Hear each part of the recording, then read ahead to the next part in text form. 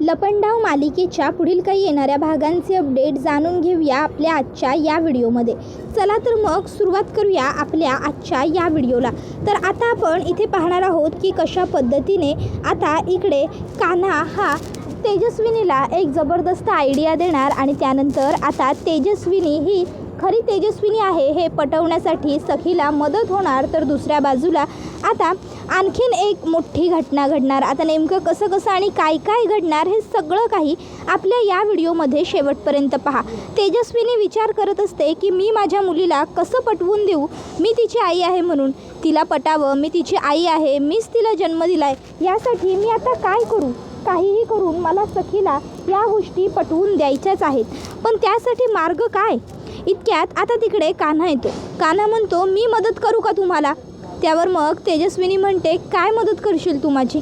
त्यावर मग कान्हा म्हणत असतो तुम्हाला आठवते सखीच्या नावाने तुम्ही आणि राघव सरांनी बनवलेली सखी सदन चाळ. त्यावरती म्हणते हो. त्यावर मग कान्हा म्हणतो तिथल्या प्रत्येक माणसाजवळ सखीचं मनापासून आपुलकीचं जोडलेलं नातं आहे. तुम्ही जर सखीला तिकडे घेऊन गेलात आणि तिकडच्या आठवणी ताज्या केल्यात ना तर नक्कीच तुम्हाला फरक जाणवेल.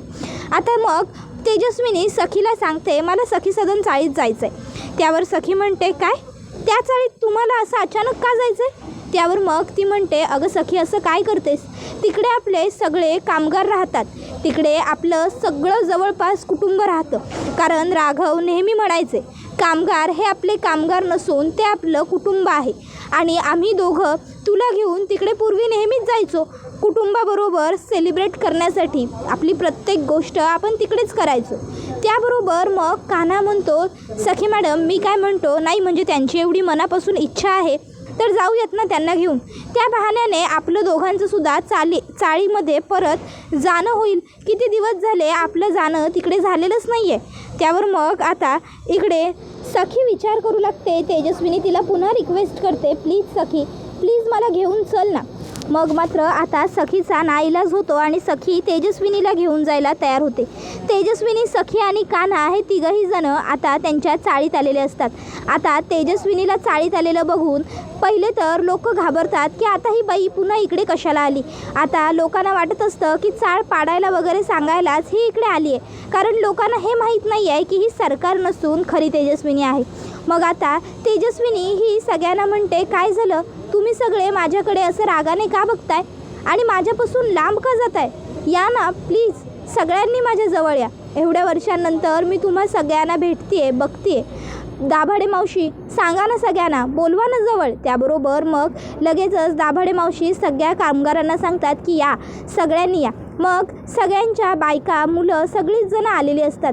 मग आता सखीची जी जिवलग मैत्रीण असते तिला आता लगेचच इकडे तेजस्विनी म्हणते काय गं तुझं शिक्षण पूर्ण झालं का आणि लहान असताना किती हुशार होतीस तू शाळेत. त्याबरोबर लगेचच ती म्हणते तुमच्या लक्षात आहे. त्यावरती म्हणते अगं मग लक्षात नसायला काय झालं, सखी आणि तू एकत्र अभ्यास केलेला आहे आठवतोय की मला. त्याबरोबर मग आता हे सगळं ऐकून सखीला आश्चर्य वाटतं. पुढे तेजस्विनी म्हणते आणि तुम्ही दाभाडे मावशी आठवतं आहे का आपल्या चाळीत एक म्हणजे नवीन जोडपं आलं होतं, ती बाई गरोदर होती, तिचं काय झालं पुढे. आता खरं तर मुद्दामून हे सगळं तेजस्विनी सखीसमोर विचारत असते. लोक तेजस्विनीबरोबर छान गप्पाटप्पा मारू लागतात आणि त्यानंतर आता लोक म्हणतात की खरंच असं वाटतं की आपल्या जुन्या तेजस्विनी वहिनीसाहेबच परत आल्या. त्याबरोबर आता हे सगळं सखी लांबून बघत असते. तर कान्हा हा सखीला म्हणत असतो सखी मॅडम काय मग आता तरी मदत होती आहे ना, हळूहळू डोळ्यांवरची पट्टी उघडली जाती आहे ना. हे बघा विचार करा आणि विचारपूर्वक निर्णय घ्या कारण तुमचा एक निर्णय सगळं बदलून टाकणारा असणार आहे. आठवा आईची माया, आईचा स्पर्श, आईची हाक सगळं आठवा, जाणवा. त्याबरोबर मग सखी आता थोड्या वेळाने म्हणते बरं चला आता आपण निघूया, उशीर होतो ना खूप आपल्याला जायला. त्यानंतर मग आता लगेचच सगळेजण तेजस्विनीला वहिनीसाहेब पुन्हा या असं सांगतात आणि मग आता सखी कान्हा आणि तेजस्विनी पुन्हा एकदा जायला निघालेले असतात. आता रस्त्यात एक मंदिर दिसतं आणि सखी कान्हाला मुद्दामून म्हणत असते की कान्हा त्या मंदिरासमोरून गाडी जरा स्लो कर. आता गाडी कान्हाने स्लो केल्याबरोबर तेजस्विनीचं लक्ष त्या मंदिरावर जातं आणि ती कान्हाला गाडी थांबवायला लावते. कान्हा म्हणतो काय झालं तुम्ही इथे गाडी थांबवायला का सांगितलीत. त्याबरोबर तेजस्विनी कान्हाला म्हणते, आपण 5 मिनटं इथे दर्शन घ्यायला जाऊ शकतो का? नाही, सखी जेव्हा लहान होती तेव्हा मी आणि राघव जेव्हा तिला चाळीत घेऊन जायचो तेव्हा येताना आम्ही नेहमीच इथे साईनाथांचं दर्शन घ्यायचो आणि मगच पुढे जायचो, म्हणून म्हणते प्लीज. त्याबरोबर कान्हा म्हणतो, अहो प्लीज काय बोलताय, ऑफकोर्स. त्यानंतर मग आता लगेचच ते तिघंही जातात मंदिरात, दर्शन घेतात. दर्शन घेऊन झाल्यावर मग आता मंदिराचे पुजारीसुद्धा म्हणतात, वहिनीसाहेब अहो किती वर्षांनंतर आलात मंदिरात आज. त्याबरोबर आता हे बघून सखीला आश्चर्यच वाटतं. इतक्यात राजलक्ष्मी किर्लोस्करसुद्धा त्या मंदिरात आलेले असतात. तेजस्विनी पटकन जाऊन त्यांना नमस्कार करते आणि आई किती दिवसांनी तुम्हाला बघते, कशा आहात तुम्ही, वहिनी कशा आहेत आणि कबीर कसा आहे, असं सगळं विचारते. आता म्हणजे राजलक्ष्मी आजीलासुद्धा आश्चर्य वाटतं की हे सगळं ही तेजस्विनी काय बोलते, कारण सरकार हीच तेजस्विनी आहे हेच एवढे दिवस राजलक्ष्मी आजीलासुद्धा वाटत असतं. तर तेजस्विनी म्हणते, आजी काय झालं, माझ्याशी बोलायचं नाही आहे का तुम्हाला? त्याबरोबर मग आता लगेचच राजलक्ष्मी ही म्हणायला लागते, तुझ्याशी काय बोलू आणि काही बोलण्यासारखं शिल्लक ठेवलं आहेस का? त्याबरोबर मग कान्हा आता मागूनच माना इशारा करतो की मा प्लीज काहीही बोलू नका. मा आता कान्हाला नजरेने विचारतात, का मी या बाईचा पान उतारा करू नये अशी अपेक्षा आहे का तुझी? त्यावर कान्हा आता त्यांना सांगत असतो की मा जे काही आहे ते सगळं मी तुमच्याशी नंतर येऊन बोलेन, पण सध्या तुम्ही काहीच बोलू नका. मग मा गप्प राहणंच पसंत करतात. त्यानंतर इकडे आता मनस्विनीपर्यंत ही गोष्ट पोहोचते की खरी तेजस्विनी, कान्हा आणि सखी हे तिघंजणं चाळीत गेले होते. आता हे ऐकून मनस्विनी विचार करते, अरे यार शिट, मी ही एवढी मोठी संधी कशी काय गमावली. माझ्या हे लक्षात यायला हवं होतं की त्या सखीचा त्या भिकारड्या चाळीत केवढा जीव अडकला ते. जर मी सखीला घेऊन त्या चाळीत गेले असते आणि तिकडे जाऊन तिला थोडंफार खोटं त्या लोकांबरोबर चांगलं वागून दाखवलं असतं तर सखीचा माझ्यावरती लगेच असा विश्वास पटला असता. पण मी मूर्खपणा केला, मी तिकडे तिला घेऊन गेले नाही आणि त्या तेजस्विनीने बरोबर तीच संधी साधली. नाही मनस्विनी, बारीक विचार कर, प्रत्येक गोष्ट बारकाईने लक्षात घे.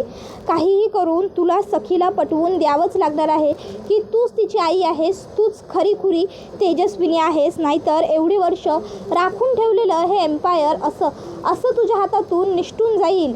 कळतंय का तुला? मूर्खासारखं वागू नकोस, काहीही कर, पण तेजस्विनी तूच आहेस हे सखीला पटवून दे. इतके वर्षात जर थोडं जरी तिच्याशी बरं वागले असते ना तर आज तिला माझ्यावर शंका घेण्याची वेळ आलीच नसती. आंधळ्यासारखा तिने माझ्यावरच विश्वास ठेवला असता, पण मीच मूर्खपणा केला. सगळं माझ्या हातात आहे, सगळं माझं आहे असा विचार करून मी कायमच तिच्याबरोबर वाईट वागत आले, तिला हिनवत आले आणि आज त्याच सगळ्याचं फळ मला हे भोगावं लागतंय. ओ डॅमिट असा विचार आता मनस्विनी करत असते. तर दुसऱ्या बाजूला इकडे आता म्हणजे सखीला कळत नसतं की नक्की खरी तेजस्विनी कोण, जी कधी चाळीतल्या माणसांमध्ये मिसळलीच नाही. मी लहान असताना बाबा जिवंत होते तेव्हा मिसळली आणि नंतर बाबांच्या गेल्यानंतर आपोआप सगळ्यातून बाजूला झाली. नाही म्हणजे मला मान्य आहे की माणूस बदलतो, पण माणूस इतका कसा बदलू शकतो? माणसाच्या भावना कशा मरू शकतात? नाही, नक्कीच काहीतरी गडबड आहे. म्हणजे माझं असं म्हणणं नाही आहे की सरकार माझी आई नाही आहेत, सरकार खोटं बोलत आहेत, पण राहून कुठेतरी मला असंही वाटतं आहे की ही जी बाई आहे ती माझी आई आहे. काय खरं काय खोटं काहीच कळत नाही आहे. नाही सखी शांत हो, अजून 3 दिवस तुझ्या हातात आहेत. 3 दिवसात काय खरं काय खोटं ह्याचा उलगडा होईल उलगडा. तू धीर धर, तू दम सोडू नकोस, नक्कीच सगळं व्यवस्थित होणार आहे, सगळं छानच होईल. तुला सर्व प्रश्नांची उत्तरं जरूर मिळतील, घाबरू नकोस आणि विचार जास्त तू करू नकोस असा आता सखी स्वतःच्याच मनाला समजवत असते. मग ती आता सरकारांचं वागणं आठवत असते आणि तिच्या लक्षात येत असतं हळूहळू की प्रत्येक वेळी सरकार ह्या तिच्या आईच्या अगदी विरुद्ध गुणांनी वागायच्या आणि अगदी मनस्विनी वागायची तसेच सरकारचे गुणसुद्धा आहेत. म्हणजे खरं तर आता सरकारांनीच मनस्विनीबद्दल सखीला सांगितलं होतं आणि तसेच गुण म्हणजे तसाच आगाऊपणा, हट्टीपणा, स्वतःचीच खरं करण्याची वृत्ती ही सगळी सरकारांची सुद्धा आहे. मग सखी विचार करते, सरकारच तर मनस्विनी नाही आहेत ना? नाही, मी माझ्याच आईवरती असा अविश्वास दाखवायला नको. तर दुसऱ्या बाजूला आता इकडे पुरुषोत्तम जो असतो तो विचार करत असतो नक्की खरं काय असेल, खरी सरकार कोण असेल, खरी तेजस्विनी वहिनी कोण असेल, की या कान्हानेच काहीतरी नवीन फ्रॉड रचला असेल. जर एकासारखी दिसणारी 7 माणसं या जगात असतात तर कशावरून त्याच्यापैकीच एकाला या कान्हाने आमच्या घरात आणलं नसेल? नाही, काहीही झालं तरी मला सरकारांच्याच बाजूने बोलायला हवं. कारण जरी पुढे जाऊन हे सिद्ध झालं की ही जी कान्हाने आणलेली बाई आहे ती तेजस्विनी वहिनी आहे, तर एक वेळी वहिनी मला माफ करू शकते, वहिनी मला समजून घेऊ शकते. पण जर पुढे जाऊन ही तेजस्विनी हीच खरी सरकार आहे आणि तेजस्विनी आहे हे कळलं तर मग मात्र ही सरकार काही मला जिवंत सोडणार नाही. त्यामुळे मला काहीही झालं तरी सरकारच्याच बाजूने बोलावं लागणार आहे असं तो ठरवतो. तर दुसऱ्या बाजूला इकडे मीनाक्षी काकूसुद्धा विचार करत असते, काय असेल नक्की सत्य? कान्हा खरं बोलत असेल का, की ही सुद्धा नवीन कुठली तरी त्याची चाल असेल? खरंच नक्की तेजस्विनी वहिनी कोण आहेत काहीच कळायला मार्ग नाही आहे. पण जर खरंच कान्हाने आणलेली तेजस्विनी वहिनी खरी असेल ना, तर मी या सरकारला सोडणार नाही. जर हिला रस्त्यावर आणून भीक मागायला लावली ना तर माझं समाधान होणार नाही. मी माझं नाव मीनाक्षी सांगणार नाही. आत्तापर्यंत माझं बाळ मारून माझ्या जखमेवरची प्रत्येक वेळी खपली काढत राहिली आहे नाही. मला आई होण्याचं सुख हिच्यामुळे मिळालेलं नाही आहे ना. मग नाही जर हिला दारिद्र्याला देशोधडीला लावलं मी, तर मी सुद्धा नावाची मीनाक्षी नाही. फक्त साईनाथा या कान्हाने जे काही सांगितलं आहे ते सगळं खरं ठरू देत. त्यानंतर मग ती खोटारडी नीच नालायक सरकार आहे आणि मी आहे बस.